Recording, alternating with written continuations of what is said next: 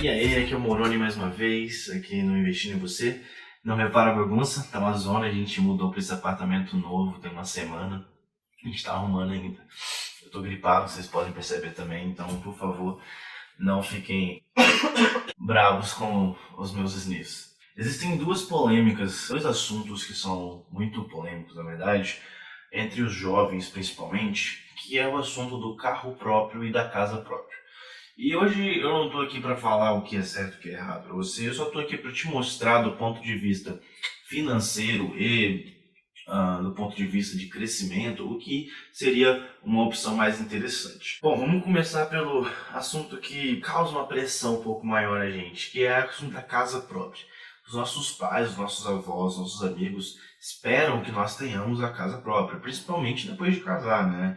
É como se fosse uma obrigação que a gente tem que cumprir para a sociedade. A verdade é que a casa própria não é melhor em nenhum aspecto do que o aluguel. Muito pelo contrário, a casa própria traz muitos malefícios, principalmente para a nossa idade, onde a gente tem que focar no crescimento, na nossa construção da carreira, na melhora financeira, na estabilidade financeira, do que ela traz benefícios para isso. Vamos falar de algumas coisas que são bem ruins com a casa própria. Primeira coisa é que você não tem liberdade geográfica. O que isso significa? Nessa idade jovem que a gente está, a gente tem muita oportunidade, às vezes de mudar de estado para fazer um curso, ou mudar de país para trabalhar, ou de cidade para trabalhar. Às vezes a gente ganha uma bolsa de faculdade em um outro local, que a gente queria fazer esse curso, uma pós-graduação, o que seja. E a gente tendo uma casa própria, a dificuldade de locomoção vai ser muito maior. Você agora possui uma responsabilidade financeira por 30 anos, um financiamento, muito provavelmente, que vai te prender naquele local. É muito complicado você conseguir adequar essa casa e transformá-la numa propriedade de aluguel e conseguir ainda arcar com todas as despesas da propriedade. Porque, além disso, a casa própria te dá muito mais despesas do que o aluguel. Porque você paga não só o financiamento, mas você paga ali todos os impostos, você paga as manutenções todas nas suas costas e você tem uma porrada de juros no financiamento. Isso faz com que seja uma certa bola de neve, né? Fica bem pesado no final das contas.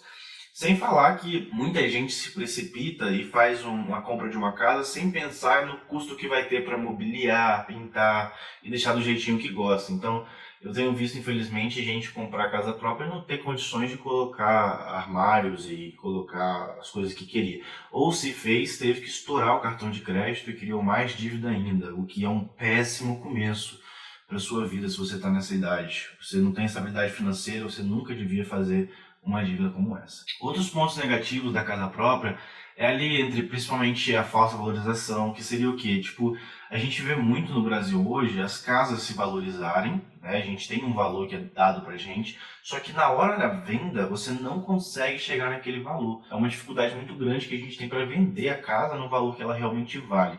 Então você acaba vendendo sempre por menos. A gente chama isso de falsa valorização. Além disso, você não consegue, por exemplo, se você precisa de um dinheiro com urgência, você não consegue vender só um pedacinho da sua casa.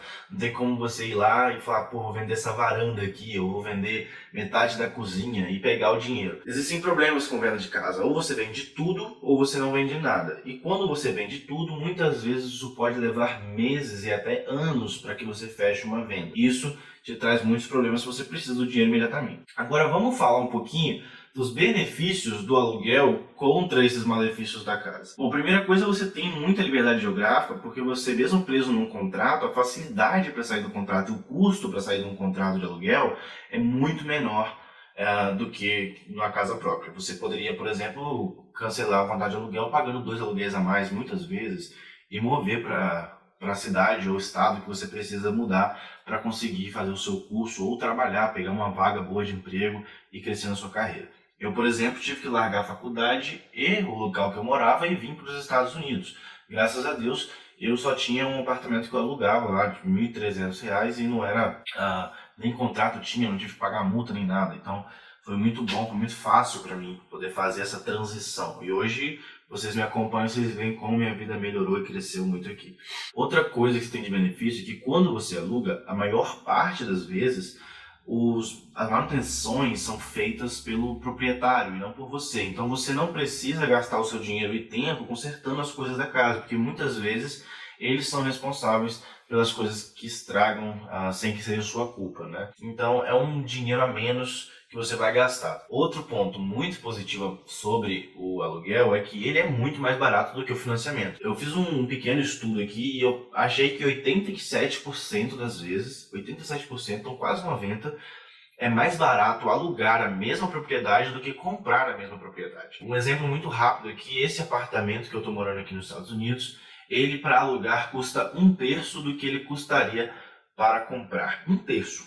Literalmente eu pago 1/3 do aluguel do que eu pagaria se eu fosse comprar. O financiamento dele seria 3 vezes mais. Você economiza dinheiro. O que importa nessa fase, que a gente está de crescimento, a gente tem que investir na nossa carreira, alcançar nossa liberdade financeira, é muito mais o cash flow, né? O fluxo de caixa, o dinheiro que a gente tira do bolso para pagar as coisas. Isso, quanto menos dinheiro sai, melhor para a gente, porque a gente consegue investir, economizar. O tempo é muito importante para o investimento, então a gente vai ter mais tempo para investir, essa diferença, e a gente consegue também ter ali as economias para poder pagar uns estudos, ou sei lá, até mesmo você consegue economizar essa diferença da casa e investir eles para daqui a 10 anos comprar, quem sabe, a mesma casa à vista, se for do seu interesse realmente ter essa casa própria. Então, basicamente é isso sobre a casa. Você não tem muitos benefícios morando na casa própria, além de você poder chamar de sua, poder fazer coisas que você quer. Só que a gente tem que entender que isso, por mais que seja bom, é uma coisa que deve ser deixada para o momento correto, para que a gente não comprometa o resto da nossa vida com uma dívida, um compromisso financeiro que pode vir a prejudicar o nosso crescimento. Porque às vezes você está com uma responsabilidade financeira tão grande que você literalmente não consegue focar em outras coisas. Você continua sempre no mesmo barco, entre uma zona de conforto, naquele balão fechado, e isso é muito ruim pra gente. Então, assim, a casa própria, do ponto de vista financeiro, tá? Números, e para a sua carreira, para sua busca pela independência financeira, não é interessante. Agora vamos falar do carro. O carro é muito relativo. Existe uma calculadora que até o próprio Uber fez. Vocês podem procurar e vocês vão achar. Eu vou deixar o link aqui embaixo. Mas essa calculadora te mostra quanto seria comparado o seu custo entre alugar um Uber e ter o seu próprio carro. E muitas vezes é muito mais barato ter o Uber. Mas como eu falei, o meu ponto aqui é uma moeda de dois lados. Não quer dizer que isso é a melhor opção. Eu, por exemplo, tenho um carro próprio, mas eu tenho 2 filhos e uma esposa. Seria muito ruim ter que colocar cadeirinha de criança no Uber todo dia, ou ter que contar com o Uber quando a gente tem que ter um conforto a mais em família, sabe? Então, eu optei pela opção menos inteligente, vamos dizer assim, né, financeiramente. Porque eu queria dar um conforto para minha família. Então, o carro próprio eu tenho, e eu também já fiz a matemática. Como eu dirijo muitas milhas para ir trabalhar, acaba saindo um pouco mais barato o carro do que o Uber. Mas não é o que acontece na maioria dos casos. Então, eu recomendo você entrar nessa calculadora, olhar para você o que ficaria melhor. E se você está numa fase de crescimento, onde você quer investir e garantir o seu futuro com qualidade, eu optaria pela opção que seria Smart Money, né? Que seria você onde teria mais dinheiro ficando no seu bolso e não saindo. Porque carro é gasolina, manutenção e é o financiamento.